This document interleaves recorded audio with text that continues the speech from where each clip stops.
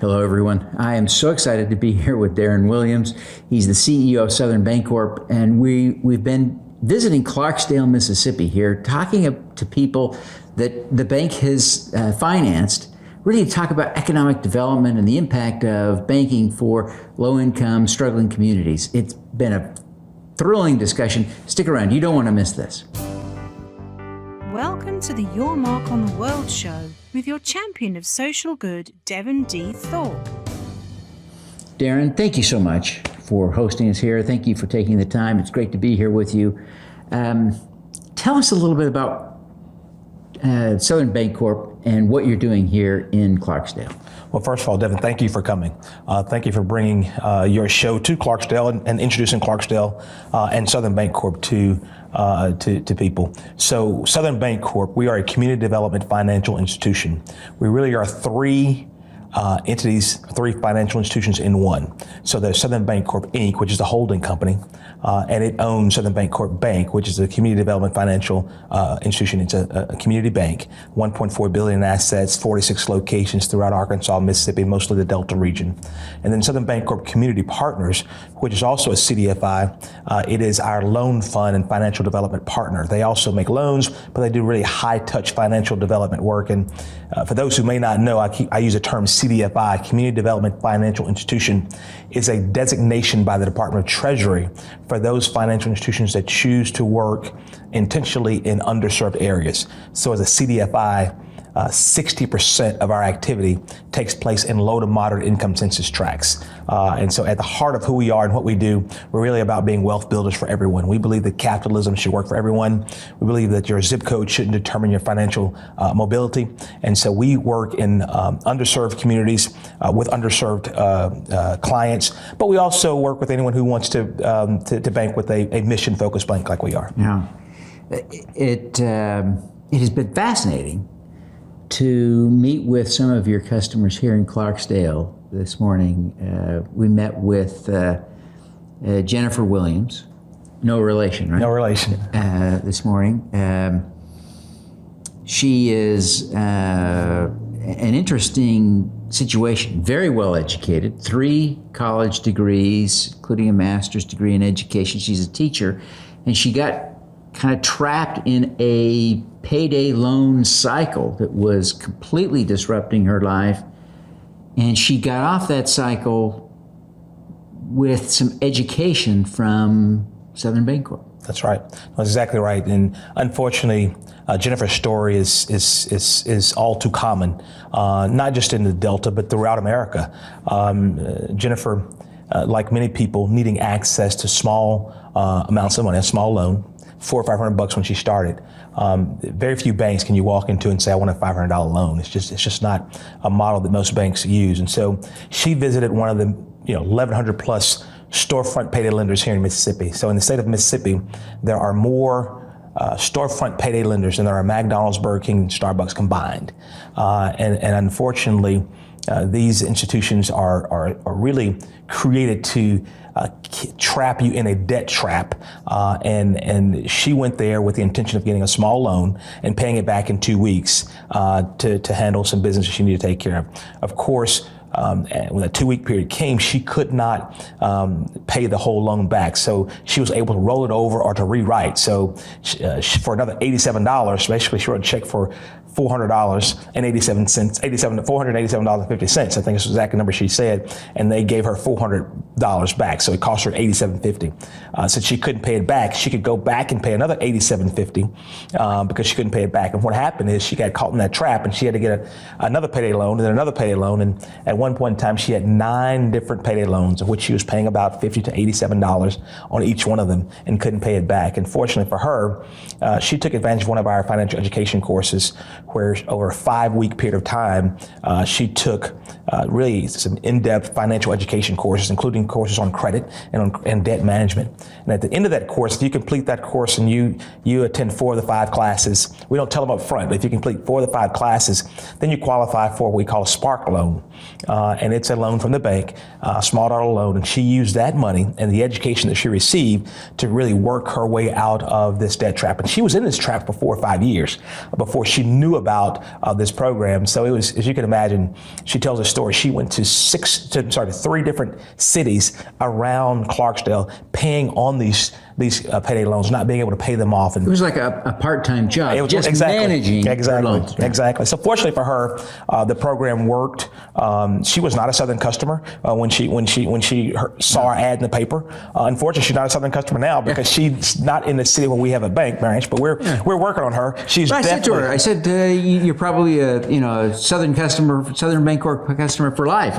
And she kind of nodded as if she were. But then she doesn't have a checking account with you. Yeah. She has a car loan, but not from you. She got a car loan from State Farm. Right. But she's completely free of payday lending. And we hope that we'll soon get her in one of our online mobile products that we have. But she is an advocate for us, and so she has sent many people to us. And these services are available most often at no cost.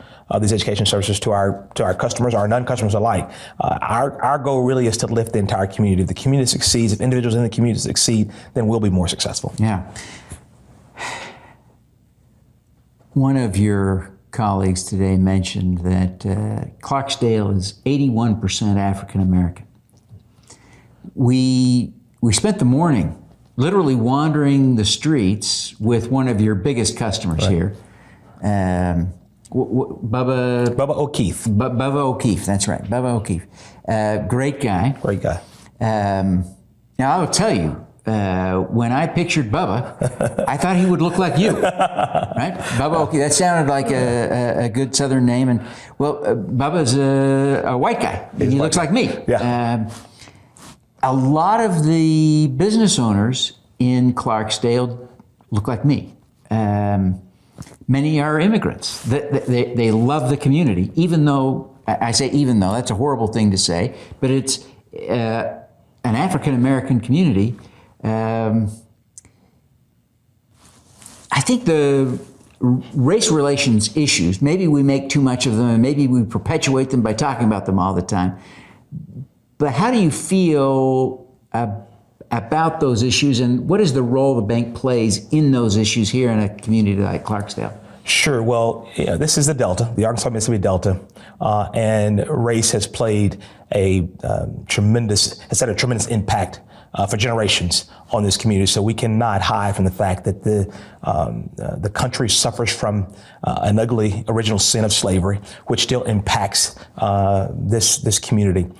But issues of race oftentimes are lessened, or we can really work on them once you get to know people.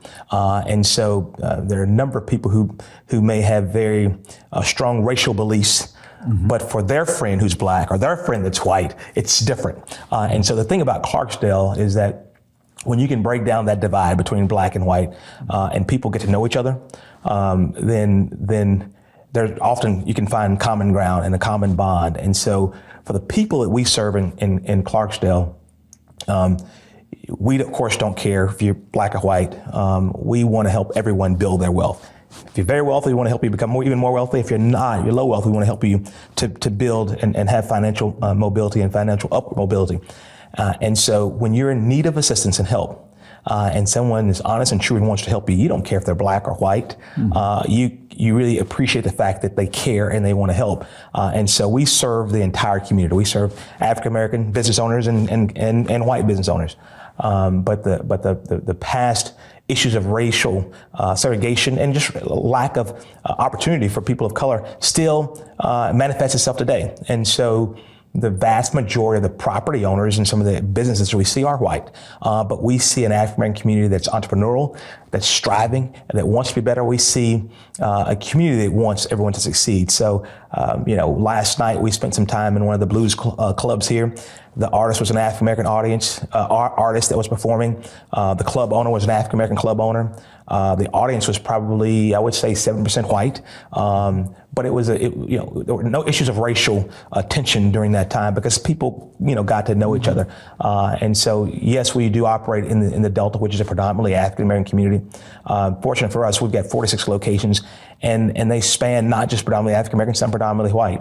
And what we find that's common is that everyone wants to really have an opportunity to be independent and financially free without regardless of what zip code they're born in, whether they're black or white. And so our work really hopefully transcends race. When I took the job in 2013, there were a lot of people who were surprised that I was an African-American CEO because they hadn't seen many African-Americans in these positions. So I'm proud to have that role. And I think children and young African-Americans who see me know they can do the same thing. Young whites who see me know they can do the same thing. So I hope that I don't believe that we are a race blind or color blind society, but I do think that if things can get better in places like the Delta, they can get better in other places. One of the most fascinating loans you've made here, at least to me, was to Bubba, and on a theater that was in poor condition. It no longer operates. It's an old vaudeville theater.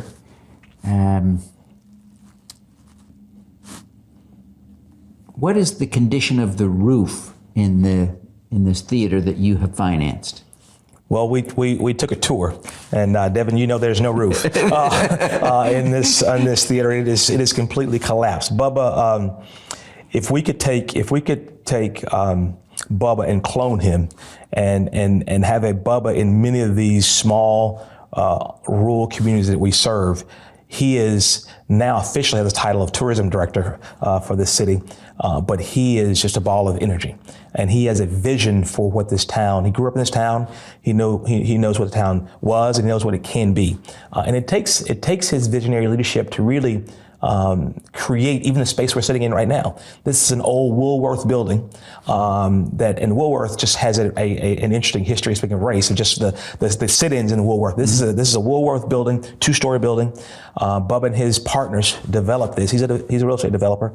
So downstairs, there's a very nice bistro downstairs that serves breakfast, lunch, and dinner.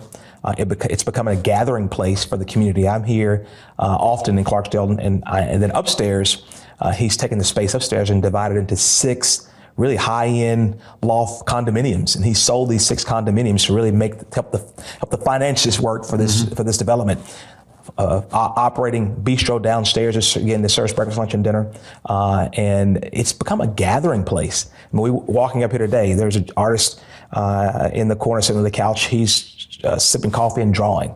There are people on the sidewalks, tables, reading. And I've never been to Clarksdale and not met at least one, oftentimes dozens of international visitors. So today, while I sat down this morning, there was someone from London, there were a couple people from New York, there was someone from Australia, there's someone from Chile. I mean, you just think how many people we saw today on just a Thursday in Clarksdale.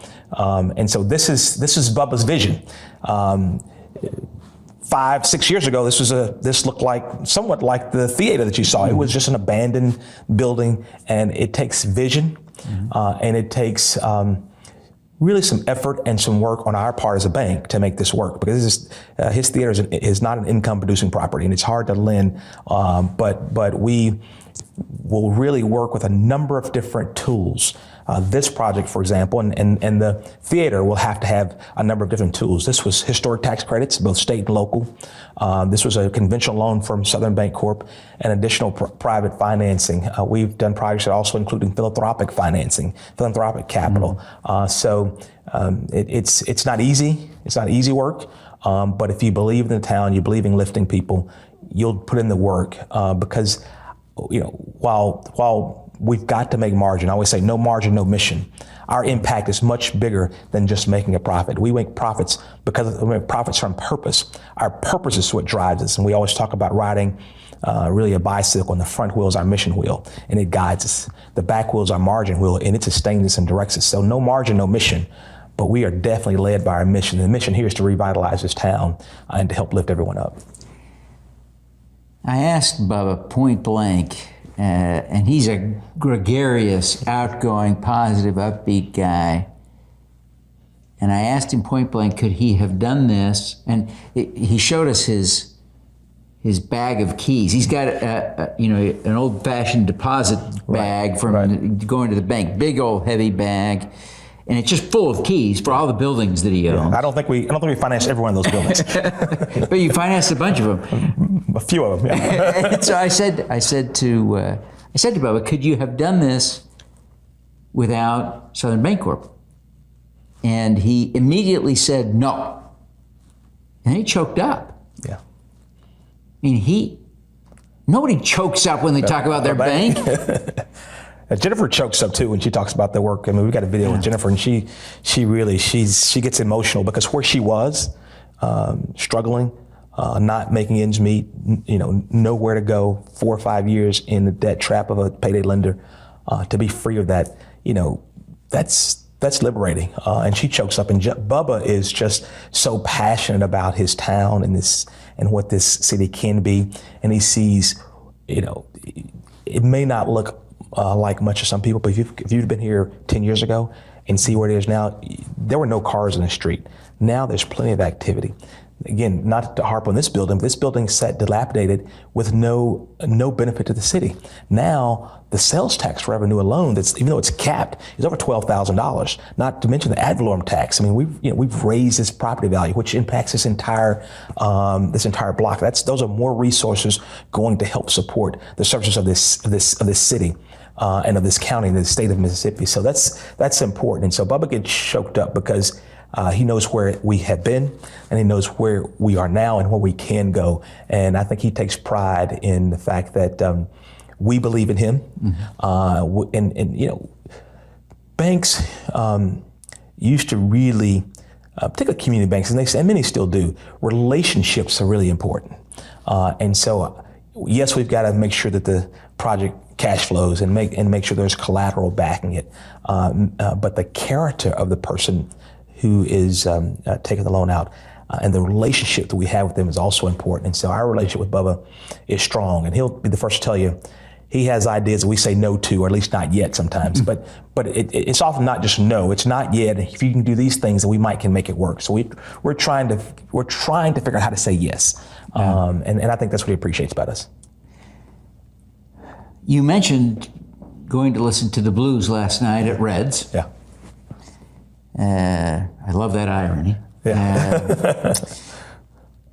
It seems like there is an important thing. If people were sitting in their homes trying to think about how to revitalize a community, one of the things that has been essential, it seems to me, here in Clarksdale is the history of blues music, and the fact that now, this hasn't always been the case in recent years, but now you can listen to live blues music 365 nights a year. That's right. At one of the clubs in town. Right.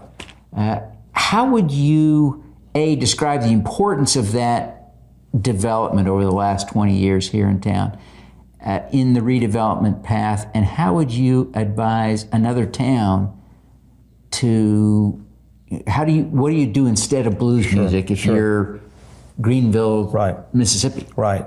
Yes. So the blues music is really important to all the Delta, but it's extremely important to Clarksdale.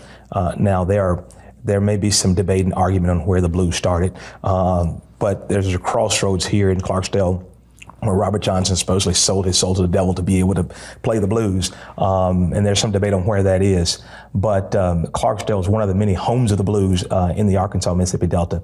And Clarksdale's done a great job of capturing its blues history and capitalizing on its blues history and investing in it. And so you're right, 365 days a year, you can find live blues music in one of the many venues around town. And so blues has been kind of the glue and the foundation which they've built on. But now it's not just about the blues. You've got different music genres that you can also find, but you also have different programs and different, there's a new development, a cooperative, really an arts cooperative, modeled after one in New York. And this is a group of entrepreneurs who have started revitalized a traveler's hotel. We help with that, and some other philanthropic capital from the Walton Family Foundation. Others help to restore this beautiful hotel.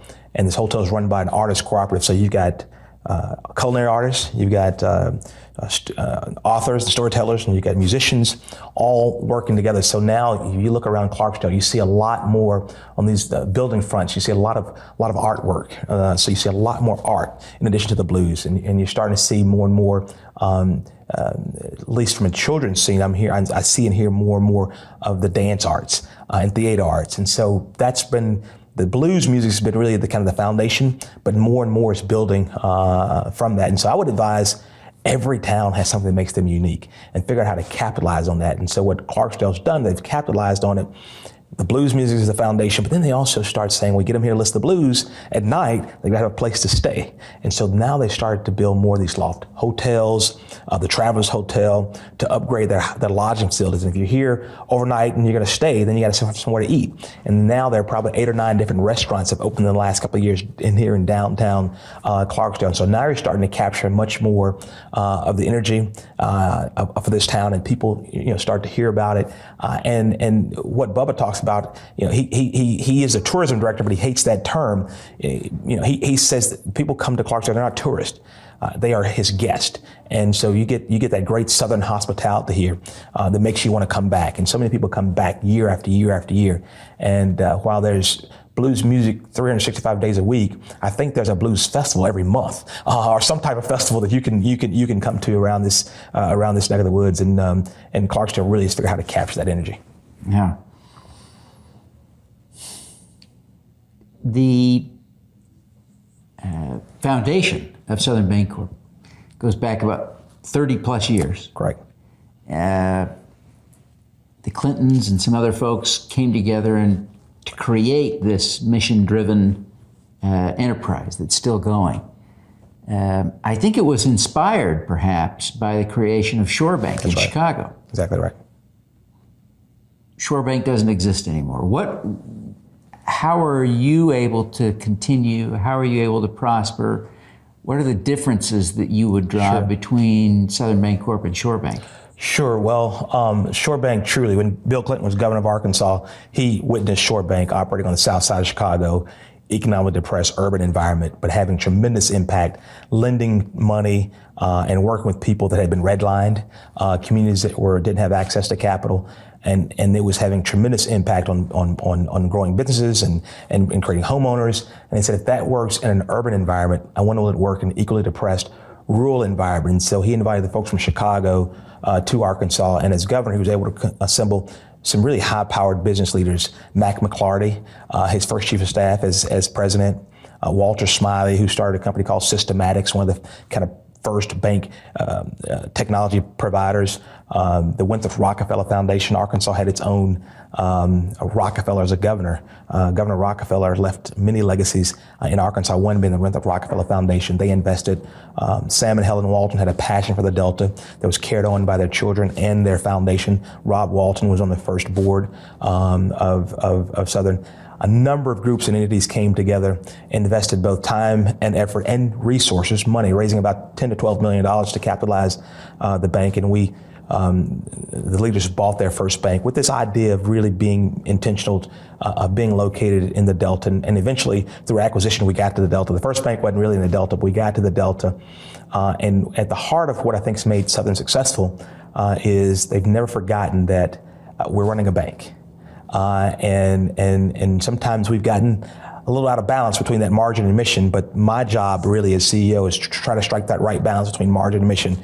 Sometimes we've been guilty of riding a unicycle as opposed to a bicycle, but we've got to ride a bicycle and have both wheels the same size and rowing going in the same direction.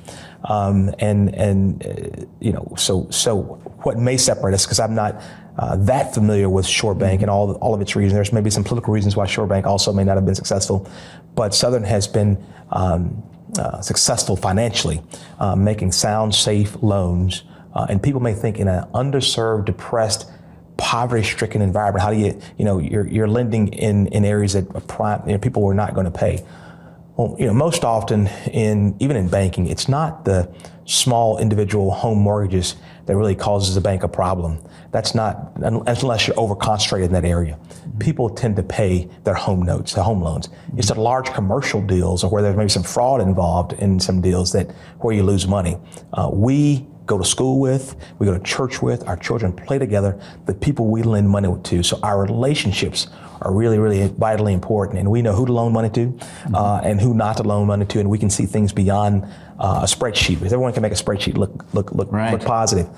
So I think the key to our success has been safe, sound discipline in our lending policies and practices, being conservative in our credit culture, and being very, very willing to roll up our sleeves and go in with a borrower to help them. The answer may be no, maybe not yet. It won't be no, but maybe not yet. But if that borrower really wants to do the things necessary, we'll work with them to make sure they do it and can be successful. Fantastic. What's your vision for the future of Southern Bancorp? Well, we are actively pursuing additional capital. We've been in a capital campaign now for several months, raising additional capital. We've raised about $35 million money in hand and commitments. We'll anticipate to get about 50 by the end of this year. And we're looking to deploy this capital to really grow our impact. If we could grow our impact without growing our assets, that'd be ideal. But we've got to grow our footprint and our assets to grow our impact. And so it's really not a size or an asset size I want to get to. I do think that we're going to grow significantly, and we want to, because what's happening in banking right now is that there's mass consolidation, right? So 15 years ago, there were over 15, 16, 17,000 banks in America. Today, they're less than 6,000, less than 5,000. And so you've seen a significant consolidation in the market. That consolidation has been more impactful and exacerbated in small rural towns and small rural towns like Clarksdale and others, and so they're losing their banks. In 6 markets we serve right now, we're the only bank in town. In 16 markets, we're one of only 2.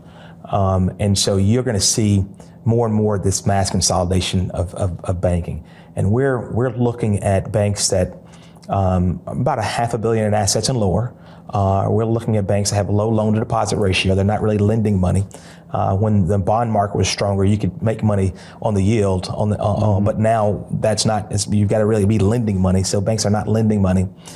The regulatory environment really makes scale a little more important. There's truly its benefit in scale. So if you're $1 billion in assets, that's different than being $200 million in assets from a scale standpoint, because there's certain regulatory things that you've got to do, and scale matters.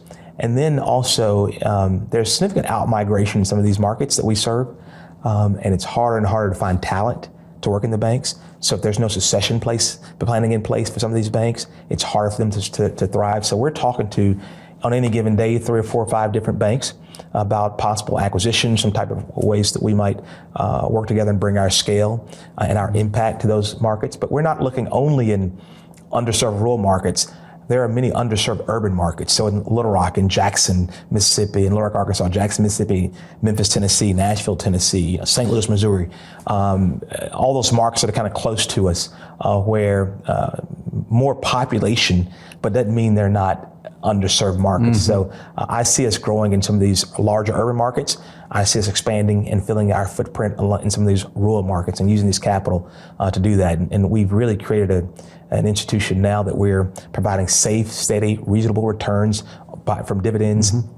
And we're creating a market for our stock. We're privately traded, but on a twice a year, we have a buyback program where we're giving our shareholders liquidity. So if they want to exit, we're buying those stock. And down the road, who knows what we may have to do from a public listing. But right now, I see we're on a good growth trajectory. The culture that we want in this bank is in place. We want to really be wealth builders for everyone. That's our why. We believe that wealth building isn't just for the wealthy. We are wealth builders for everyone, and we want to do that. Fantastic. Well, Darrin, thank you very much for being with us. Thank you for coming to the Clarksdale. It's an honor. Thank you very much. Now, let's do some good. Absolutely. Thank you. Thank you for listening. Devin Thorpe's mission is to end extreme poverty, improve global health, and mitigate climate change before 2045 by finding and sharing the stories of those who are doing the most good. You can join with other listeners to accelerate Devin's mission by visiting helpdevin.org right now.